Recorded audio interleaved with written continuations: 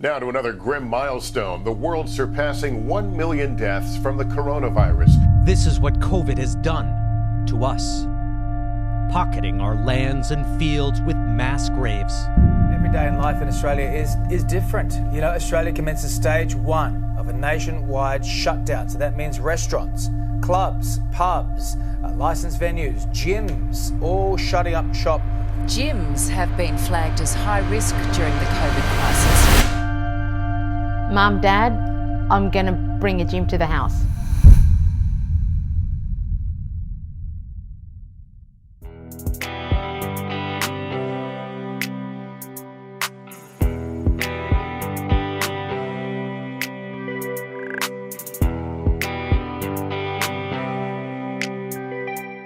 He said, hey, there's a guy by the name of Simon. He's got a garage gym at home. Apparently he knows you. When I walked in, Simon's looking at me and I'm looking at Simon and I'm thinking, man, I can't believe this. You know what I mean? I can't believe where I am, where the universe has joined us. Just having a look at the place, I'm like, man, this is on another level, you know? Oh, garage gym, right. When Simon initially started, first of all, he didn't say, I'm going to start a garage gym or anything. He just said, the gyms are closing, coronavirus is hitting, I need to get weights, I need to get anything. So straight away, he gets on his phone and he's looking through the internet, looking. For me, I was like, you know, whatever, everyone wants to get weights, you know, gyms are closing, everyone's freaking out trying to get weights. So as the days and weeks went by, Simon, he got a barbell and then a few dumbbells and then a couple of benches and then a lat pull down, and then I'm like, okay, he's actually going to make something of this thing. 1 or 2 weeks went past and he had floor mats and he had a pull down and he had a squat rack, and it was just like a building block for him, you know. So I think for me, the garage gym was definitely for Simon the first big stepping stone, you know, to making this thing a reality. When you said about a garage gym I don't know if that's the right thing, but at the time, because we were going into the pandemic, it all made sense. Didn't know if it was going to work, didn't know if it was going to happen. A lot of people would say they want to do things, but Simon did make it happen, and it really helped out all of us, to be honest with you. I didn't have anywhere to go, and when you've been training for so long, it's just half of your life being taken away from you, right? It was like I got a gift to people like myself that didn't have anywhere else to go. I was stoked. He gave me a call and he said, hey man, like, I don't want you to lose what you've put into your life. I've bought a bunch of equipment, come down and train. And my initial reaction was, don't have to ask me twice. Better than nothing. That was my first reaction. So I'll take that with open arms, just to get out of the house, away from the kids, because I'm a dad. And yeah, I got that 1 hour to myself. So I got there and, you know, I was naturally nervous, but Itzel introduced us, and then from that point on, I just knew that Simon was somebody who had everyone's best interests at heart, and it just became a second home during that whole lockdown period. It was very nerve-wracking, and I was the only girl there at the time training, so I was amongst all males. So it was a little bit confronting. It was really nice of them to open their home like that to us. So he said to me, I want to change this to group sport, like we all together as a family, and it is happening. We support each other in here. The garage gym was a bit outrageous. There were lots of personalities, and he even held like little competitions for his mates, like, oh, you know, because obviously he still had the supplements. He's like, you know, if you guys do this, you know, you'll get this. And it just kind of became like a game, and everyone had like training partners, because obviously it was still in COVID. You had to have a certain amount of people. So we had like, I think 2 people at a time in the gym. So it was just really nice because everyone kind of got that friendship. The atmosphere, I've never experienced it anywhere else, man. You know, it brought in this family of people that I've never seen, I've never met. So once we're in there, you know, we had a booking, for example, let's say me and you, to train at 1 o'clock. I never seen you before. But that gym is what brought us together. You know what I mean? We used to walk in and go, let's do this, you know, what's your name? Yeah, my name is Lavi, you know, and let's just start training together. And that eventually became a family to where we are now in Global Gym.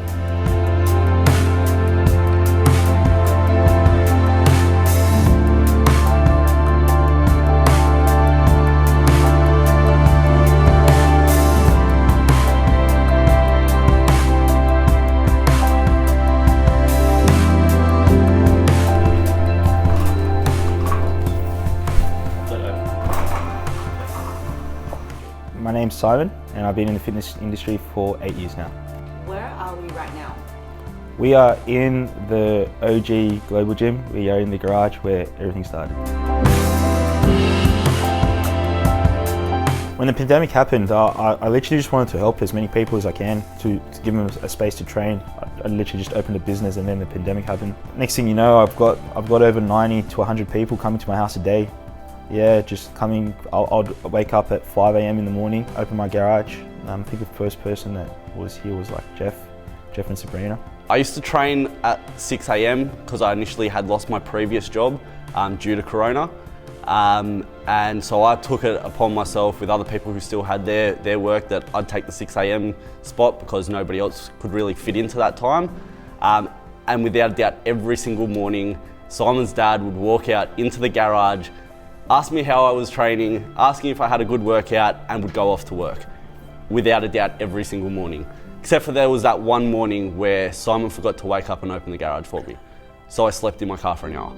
Oh, wow. They would come, they would train, and it would be like 2 people every hour till 12 at night. It had everything that we needed, and you know, because everyone there just wanted to make do with what we had, everyone was open to sharing.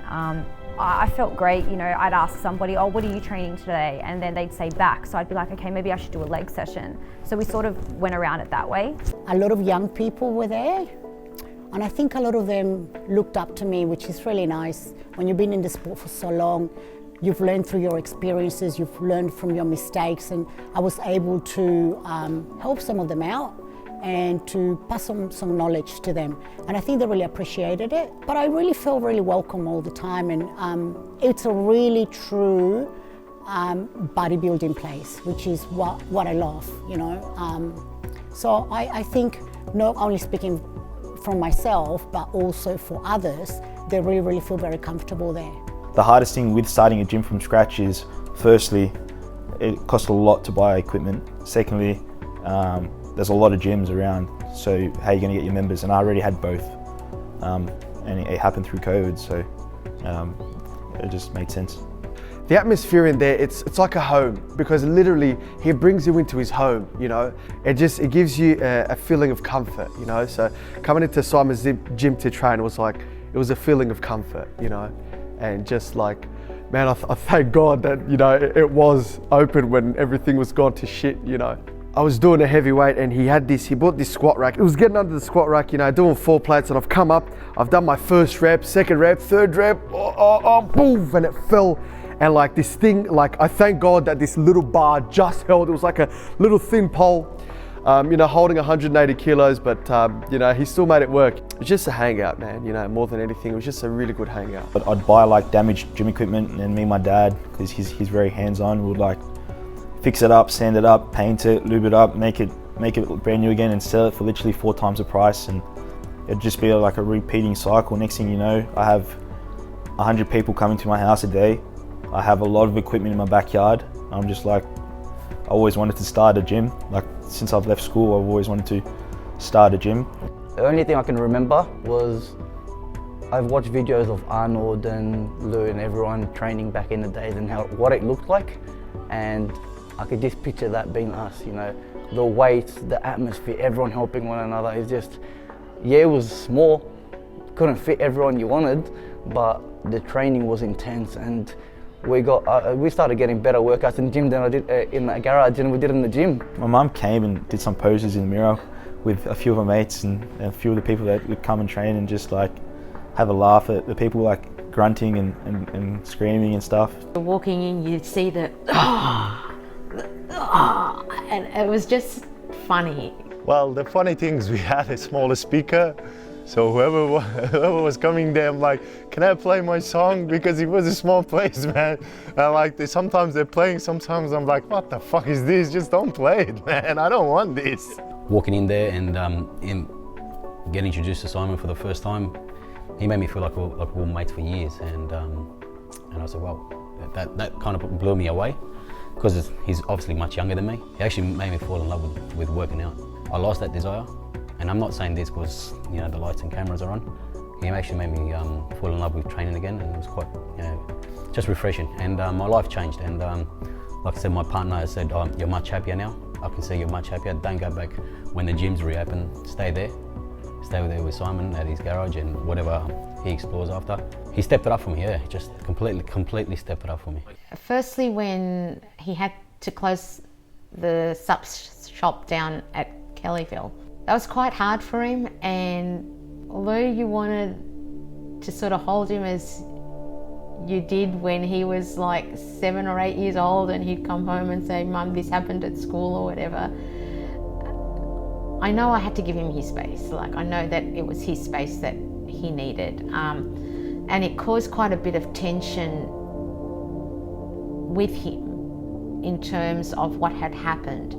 The hardest experience for me during this whole period was letting go of the sup store. Obviously when we were closed, I was in the garage and we were selling supplements through the garage. My business partner at the time was over at the store, just having a presence at the store for 6 hours as somebody needed to be there. And we both agreed that I'd be in the gym or the garage and I'd stay here because it's keeping the shop alive in terms of sales for the supplements. And he'd be there, and we got into this little disagreement and about a few things that happened in store, and I went in the next day after that disagreement and the whole store was gone. He decided to take his share in supplements.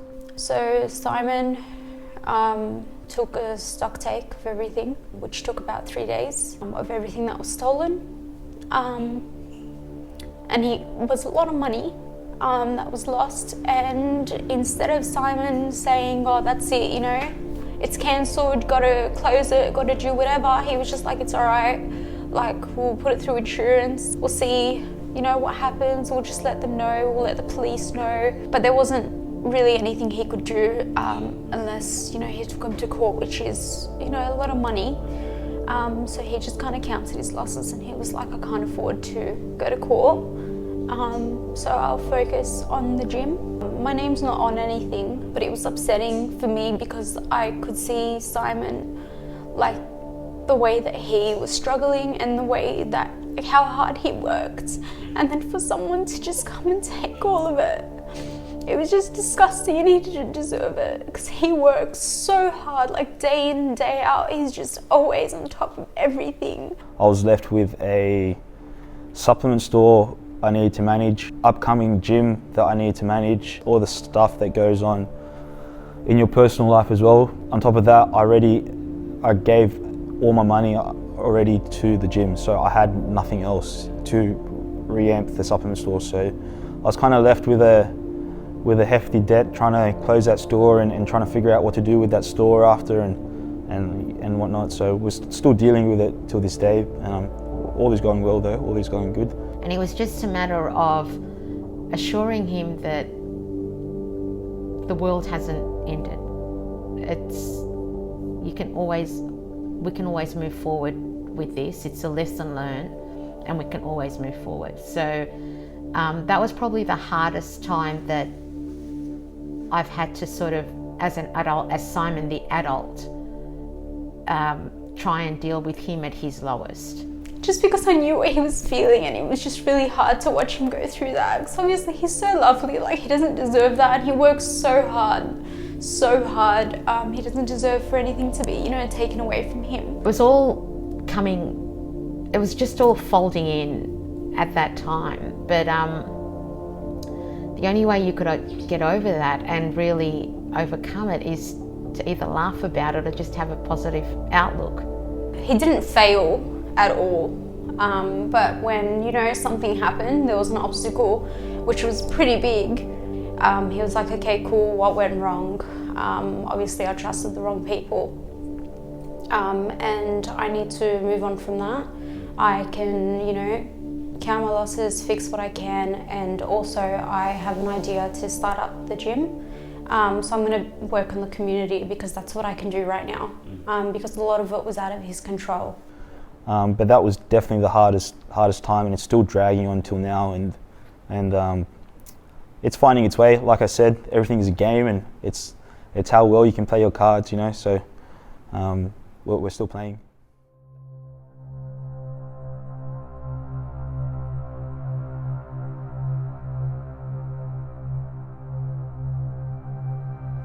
So during the gym garage era, he had some complaints and the police came. It was kind of scary and nerve-wracking, but at the same time, like, there was a bit of a thrill to it as well, because it felt like you were doing something wrong, but you weren't. Hey Sims, I said, I see police driving around, man, and am I doing something wrong coming to your place, you know?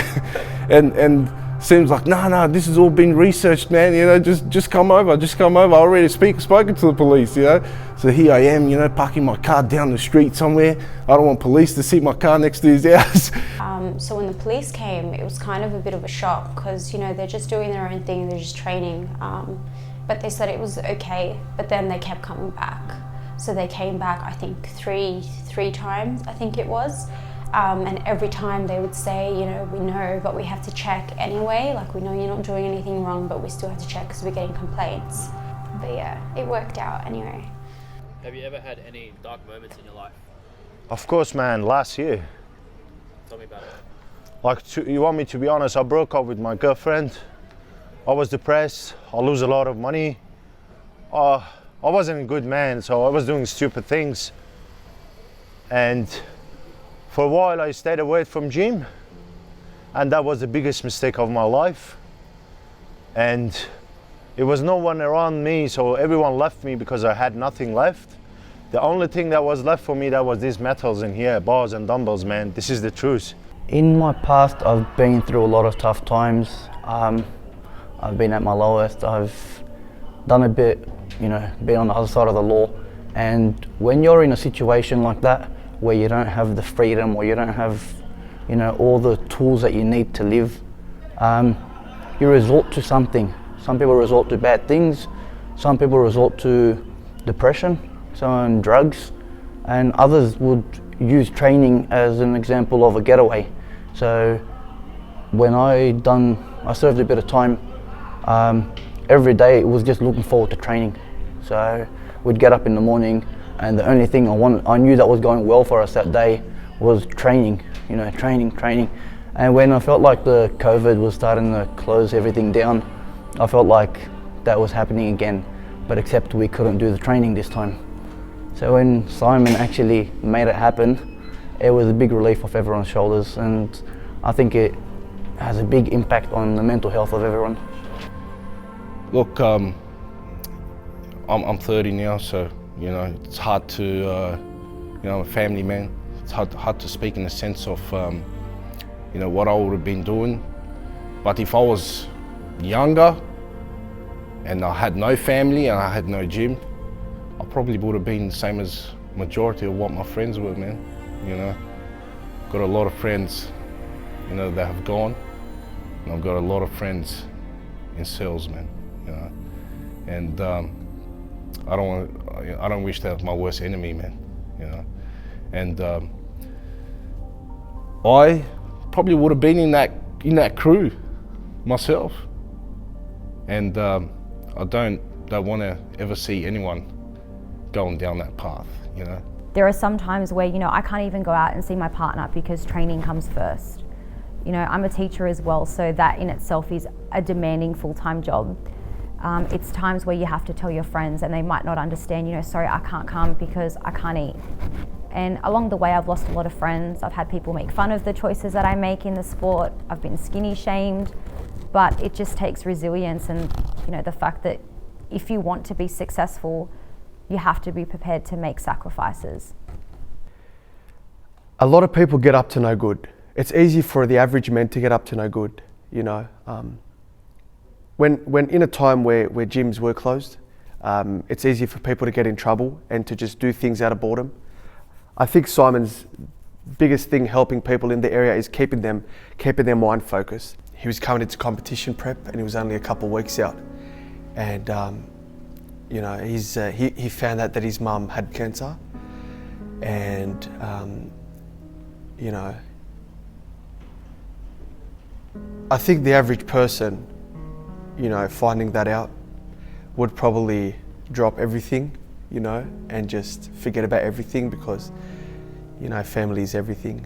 It was a lot for me to deal with because firstly I couldn't move as much, so from a physical perspective, I had to be very careful as to how I moved. I had to remind myself that it's not something I can deal with right now. It's not something that I have in my hands that I can resolve for.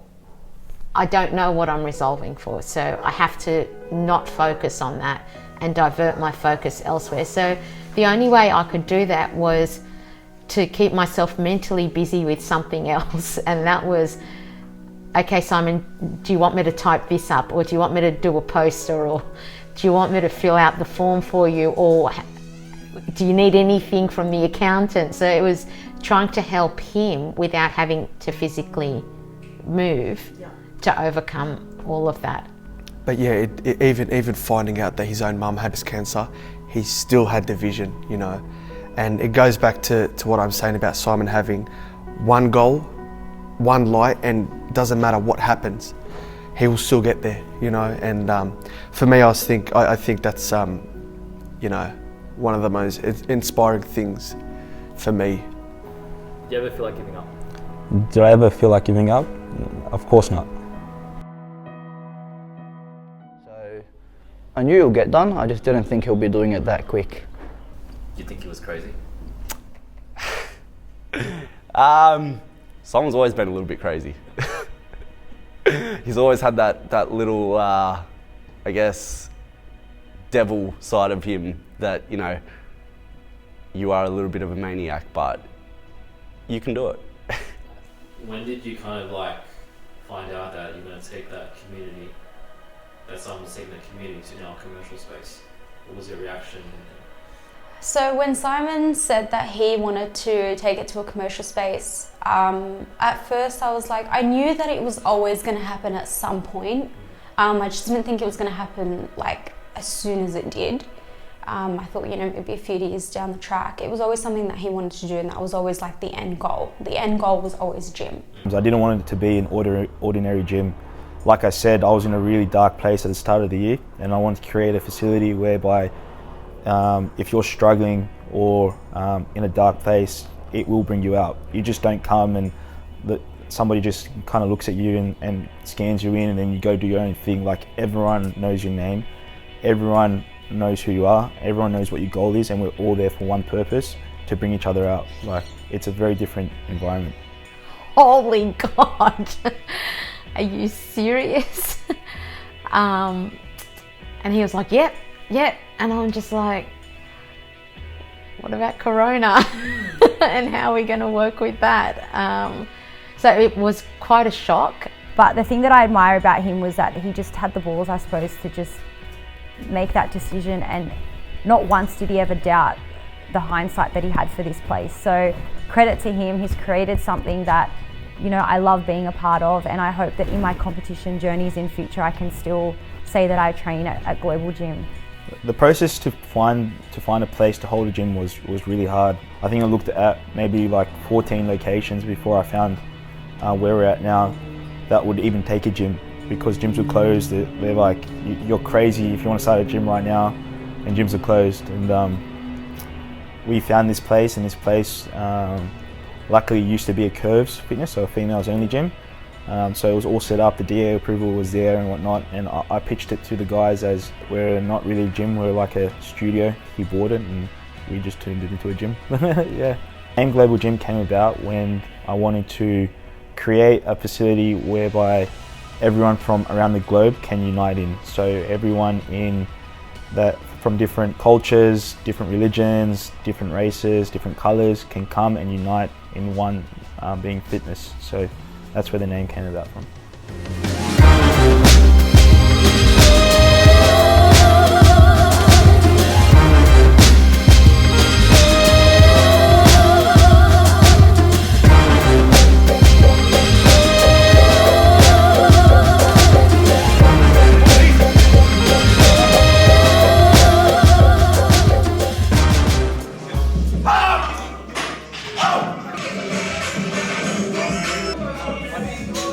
Well, being a carpenter by trade, I was approached by Simon, and he goes, hey man, I know you've got this trade behind you.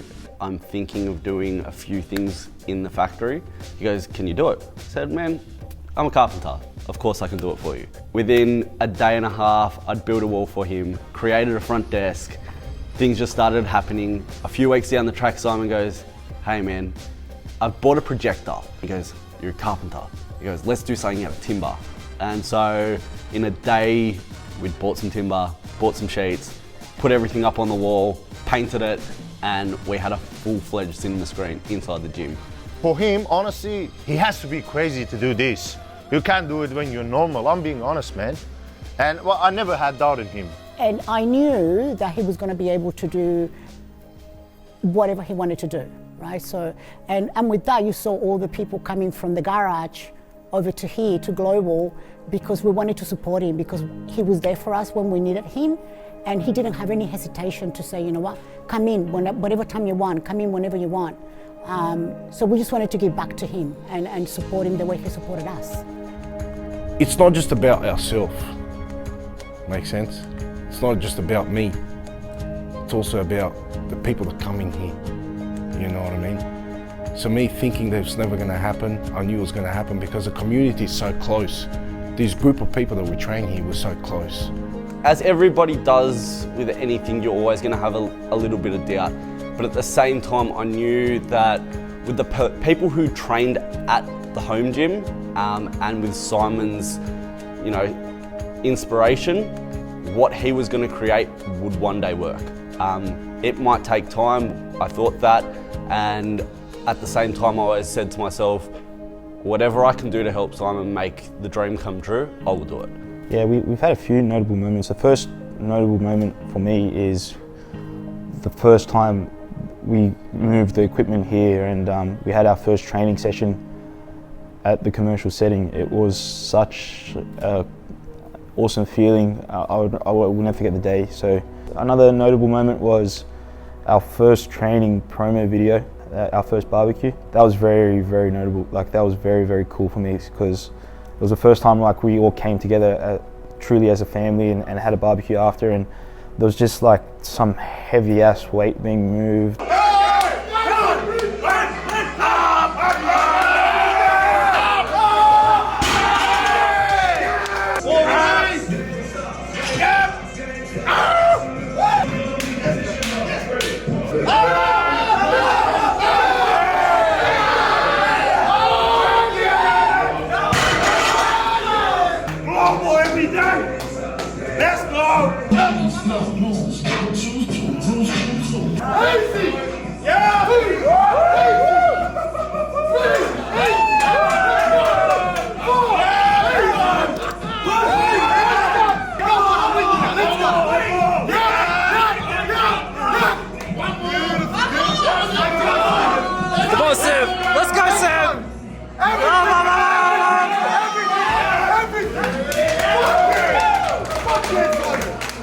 Everyone was clapping each other on and you know, screaming and loud music and it was just, the energy was so right. So I'd never forget that first barbecue as well. Everyone here understands, everyone here has been through some shit as well. So we all vibe off each other and we all support each other. Because that's what it is, it's a community. Like there's still the same WhatsApp group that, you know, they had from when they were in the garage. Like they still have it now, like they still chat in it. Like it's really beautiful. Like you don't really get that at a lot of gyms, so it's very unique. So I think, how does Simon help the community? He gives them a place to forget about everything for 2 hours in a day, you know? I think that's the biggest thing, you know, I think that's the biggest thing, especially with the family community that we've built. I believe that this is how I visualize. We're gonna have massive gym, global gym, and I'm gonna be his first athlete, and he's gonna sponsor me, and I'll be happy, man. And all I wanna do is just compete all day. Like I said to you, I've been training many years for many years, and I feel comfortable here. So because it's the true essence of bodybuilding. No one wants to be better than anybody. We all want to be good at what we do. Gym is a place where everybody feels that they belong. Simon's someone who is invested in you 100%. It doesn't matter if you're being coached by him or not, if you're just starting your bodybuilding journey. You know, come and see what we're about here. It might not be the place for you, but I am very confident that once you walk in here, you know, you'll want to be part of it. That's how it started for me and many others, so we're still here. Yeah, I'm not trying to advertise, you know, the gym, but I'll welcome anyone come in here and tell me that you're gonna have a better session somewhere else. I guarantee you won't. As long as I'm in here as well. So good. It's a life-changing place. Honestly, whatever your goal is, we're here to achieve it. For the younger kids who are out there causing trouble at the moment or doing whatever they are, honestly, same way the gym's been my relief and got me out of a lot of dark places in my life, I believe that start doing some exercise. It's very healthy for you. So get to a gym, start lifting some weights. With the gym, you know, I just hope like it keeps growing as a community, because I love being there as well. Like, I might not train as much as I should, but I love being there. Like, I'm always there, just chatting. It's really nice because we are like a family. You walk in through that door, if you want to achieve a personal goal, Simon's the one to make you achieve that. I personally think that. And if you want, you know, whatever you want in life, because, you know, he's got nutritions here, he's got, you know, equipment for you to train with stuff, he's got the right mentality in here, and yeah, you can achieve anything. And if you want to achieve something, this is the place. And if you want to be judged, if you're, you know, if you're embarrassed or whatever reasons, this is the perfect gym. If I had a message for Simon, you've done so damn well in everything that you've done, and I'm glad you didn't stay down when things went bad, and you got back up much stronger, and just keep going. Keep going, don't let life bring you down, because you know what, life is just great, and you don't want to be in the downside of it. My expectations for Global Gym in a year from now, I have a few expectations. So the first one is obviously expanding to a bigger place where we can accommodate for a bit more specific equipment in terms of the bodybuilding side of gym equipment. I want to see our athletes place in a lot of the bodybuilding shows coming up. I feel like that is a big goal of mine. I'm a big believer, if you invest in your community will invest back into you. So that is my biggest goal at the moment. I want to see Global Gym on the map for bodybuilding in Australia. I also would like to see the supplement store alive again in the next year. So the ideal dream is to have a few trophies on the wall. The ideal kind of gym setting would be something triple this size, with a supplement store at the front, a nice kind of apparel line. You walk in and just every single piece of machinery, equipment you could think of to help you change the way you look specifically for bodybuilding. Keep on smashing that weights, and remember rule number 11, train insane or remain the same.